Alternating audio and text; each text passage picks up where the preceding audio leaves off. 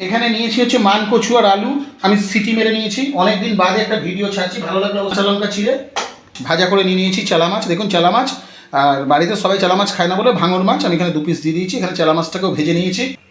দেখুন যে মাছের তেলটা আছে তার মধ্যে আমি অল্প করে একটু পেঁয়াজ দিয়ে দিলাম। দেখুন পেঁয়াজটা হালকা করে ভাজলাম, প্রতিটা স্টেপ ফলো করবেন। একটুখানি দিলাম আদা, একদম অল্প অল্প, একদম অল্প অল্প দেবেন কিন্তু। দেখুন এখানে আমি স্বাদ অনুযায়ী লবণ দিয়ে দিলাম, সিদ্ধ করা কচু আলুটা দিয়ে দিলাম। দেখুন দিলাম অল্প করে হলুদ,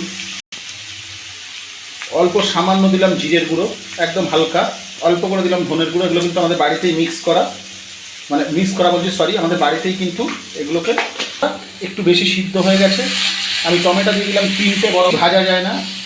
দিয়ে দিলাম জল, কাঁচা লঙ্কা চেরাটার উপর দিয়ে দিলাম আমি।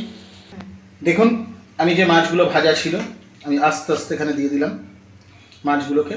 আর মাছের যে তেলটা আমি এটা ভালো করে এখানে দিয়ে দিলাম, ওটা ফেলবেন না। এটা খুব শর্টে দেখাচ্ছি আমি, আর যদি পারেন তো একটু কাশ্মীরি লঙ্কার গুঁড়ো ব্যবহার করতে পারেন, এটা কালারের জন্য। দেখুন 5 মিনিটের জন্য আমি এখানে এটা চাপা দিয়ে দিলাম। 5 মিনিট বাদে আমি ফিরে আসলাম। আসার পরে আমি এখান থেকে ঢাকাটাকে তুলছি। দেখুন আমার ঝোল কতটা মরে এসছে। এবারে আমি গ্যাসের ফ্লেমটাকে স্লো করে দিলাম। দেওয়ার পরে আমি এখানে হালকা করে একটু গরম মশলা দিয়ে দিলাম, অল্প একদম।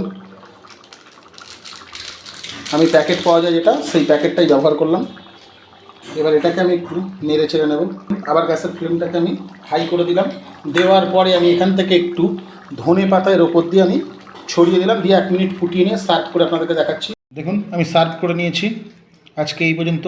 ততক্ষণ সবাই ভালো থাকবেন, সুস্থ থাকবেন, সুখে থাকবেন। আর অনুরোধ রইল বাড়িতে একবার ট্রাই করবেন, করে আমাকে কমেন্টে লিখবেন কেমন খেলেন।